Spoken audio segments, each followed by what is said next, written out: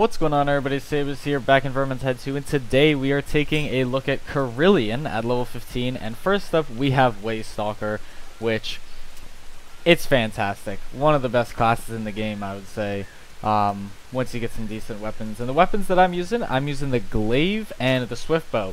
Glaive because the absolutely absurd amount of damage it does against armored targets. You can see it's pretty crazy. On Veteran, it just bam bam, Storm Vermin's dead. Like, no problem at all. And then as you can see there, the critical hits are just absolutely massive with this weapon. It's crazy. And then even the normal attacks still do a fair amount of damage to armored. The normal attacks on regular unarmored are also really good because they're multiple, you can hit multiple enemies with them, which is really nice. They cleave through multiple enemies. Overall, I think this is probably one of the best weapons in the game. Like, go Glaive or go home, pretty much. For the secondary, the ranged weapon, and I say secondary because, let's be real, Kerillian is a melee character, despite the fact that she's a wood elf. I'm a big fan of the Swift Bow. I think it's really good. For those back against the wall situations when you've got a horde charging at you and you can just absolutely nail them with arrows. Like, it's Swift is really what this bow is, and it's fantastically accurate. As you can see, like, the shots are not going all over the place. I don't think they a couple of them stick in here. They don't go all over the place. Like, it's not dead accurate, but like, you're rarely shooting at enemies from farther than this on most maps. Like, it's rare that you're firing farther away than this. So, this thing is absolutely fantastic against hordes. It's pretty bad against armored, as you can see. Doesn't damage to the chest, and the head only does a little bit of damage, even when pulled back all the way. It's super slow. But you don't really need ranged against armor because you've got this absolutely ridiculous glaive to use. You can just run around power attacking literally everything. And what's really nice is that downswing that you see, you can't actually charge it up, and it's a good thing because it's still a power attack. It still does massive damage. It does more than the first swing, as you can see. And it's just instantaneous. It's two really fast power attacks like nothing else has in the game. I think it's absolutely fantastic.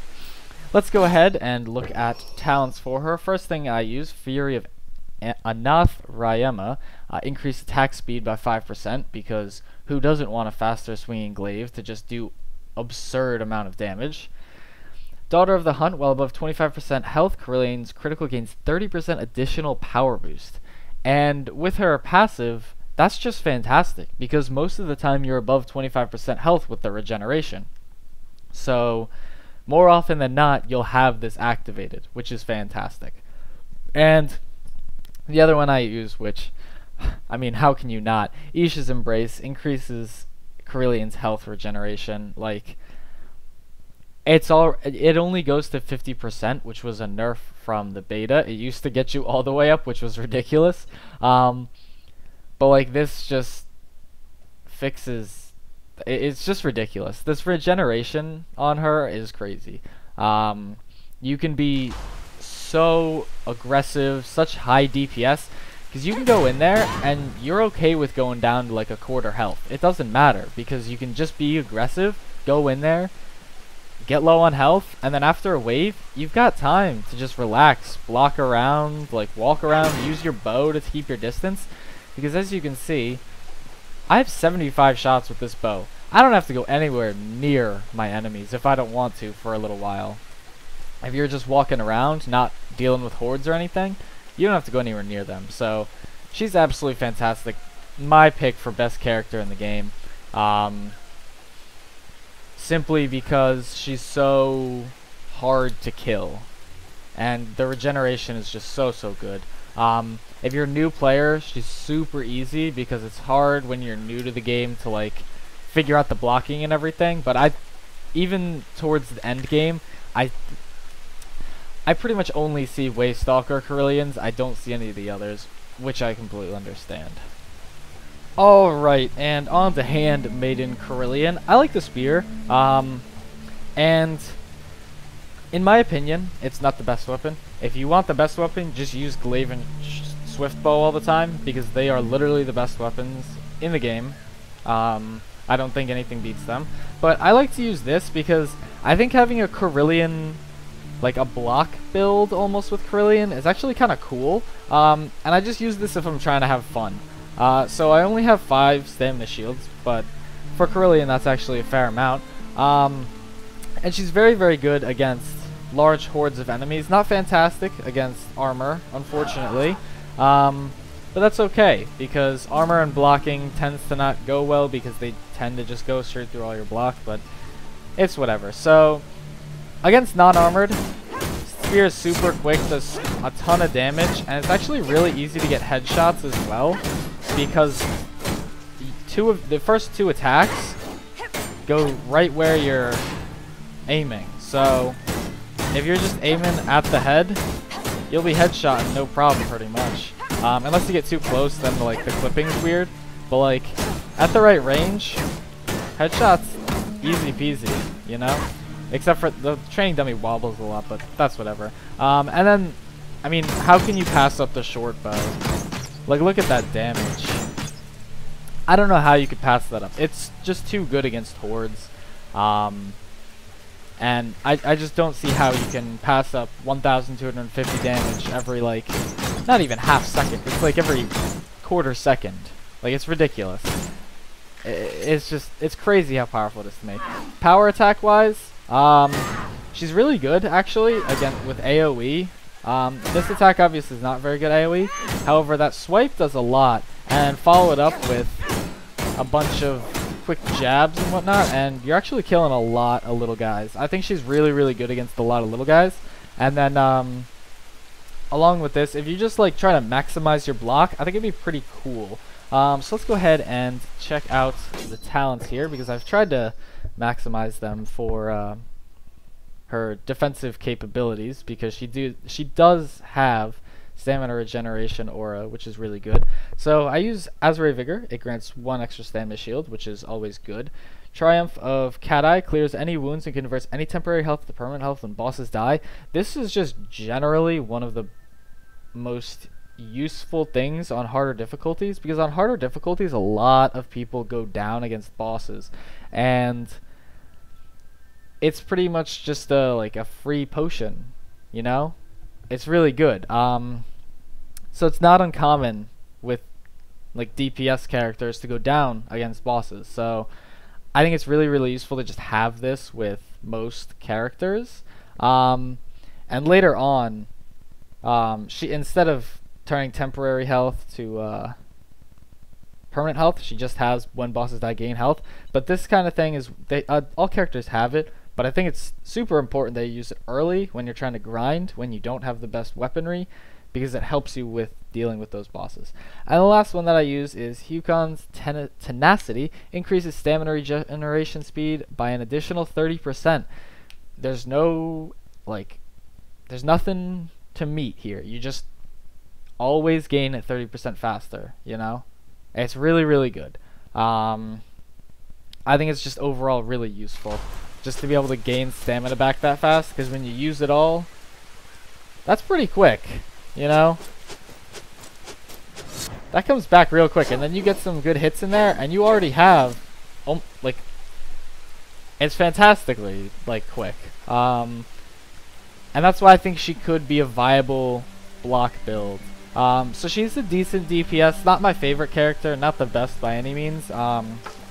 Decent DPS though, good against large crowds of enemies, but not so good against armor, unfortunately. Alright, and on to the last Kerillian, which is Shade. She's one of the most interesting ones. I think she's definitely difficult to play with, because her passive isn't like always there. The other two, the passive is always there, it's always helping, but hers isn't necessarily. But anyway, the weapons I like to use, I love the dual daggers. It's just death by paper cuts. It's ridiculous. Against light targets, it's just look at, like, you just hit them too fast. They don't have time to do anything. Against armored targets is also decent because you are hitting with 2 weapons, not 1, and it does output both damages. So although each one only does 300, you're essentially doing 600, so it's really not too bad, especially when you start headshotting, and the overhead is always really good at headshotting. And as you can see with her, she has a really high critical chance, and I'll get into that a little later. But the other thing I use the Hagbane bow because, I mean, why not? It's just good against removing single targets and staggering multiple enemies for you to then go in and just absolutely slice up. So I think it's just like the combo of like slow them all down and then just absolutely nail them. I think that's actually just fantastic. And for the talents, I use Fury of Anath Rama, increased attack speed by 5% because with her passive, critical hit backstabs instantly slay man-sized enemies and Assassin's Blade, just getting more hits in there, especially when attacking enemies from behind, it's just more hits, more better, you know? That's just simple, right? For the next one, Hecate's Bounty, increased power by 15% when the party holds at least 1 Grimoire. Power is just always useful. It's more damage, just more better, like I said. And then the last thing, Aerith Kial's Herald. Assassin's Blade is increased to 75% additional damage when attacking from behind, meaning that instead of doing 150, you're doing 175 from behind, which is really, really good. That's a lot of damage from behind, and with Infiltrate, as well as just the fact that she's such a quick striking character, like, backstabs happen so often if you're just constantly moving and strafing around your enemies. It's just really, really good. I think it's fantastic. So one thing I'm going to show here, and one little specification I will go in for her, in order to make her work correctly, I would really, really recommend just, here I have attack speed, get more attack speed, and try to get the highest crit chance possible. Because, like I said, and like you can see with her talents here, critical hit backstabs instantly slay man-sized enemies. The more hits and the more criticals, the more chances you're going to have to do this. Same thing with Assassin's Blade, 50%, 75 with the talent, but 75% additional damage when attacking enemies from behind. The more hits, the more damage you're going to do. So just to demonstrate that, we've got this training dummy here, armored. I obviously don't do any damage from behind normally because it's armored and these are little daggers, but if I hit enough, you start to see there, every so often I do 200 damage, right? And every time I'm doing that 200 damage, that's a critical hit. So as you can see, it's happening kind of, like, it goes on streaks of not happening, right? Like this, and then it'll happen, and then it'll happen again. It's just like, the more hits you get in there, the more likely you are to get one of those critical hit backstabs that's an instant kill. Like, it's all about maximizing the percentage chance for it to happen. And I wish I could show the, like, backstab damage, but unfortunately I can't because these guys don't actually have backs. But just more hits and more critical chance with her just increases the chance. So, like, I would do the math, but, like, honestly, it's hard math. But the damage output is just so much better if you increase those two things. It's pretty ridiculous. So critical hit chance, but not critical hit power, because I don't think that's as useful. And attack speed is what you want with her. So thank you all for watching. I hope you enjoyed.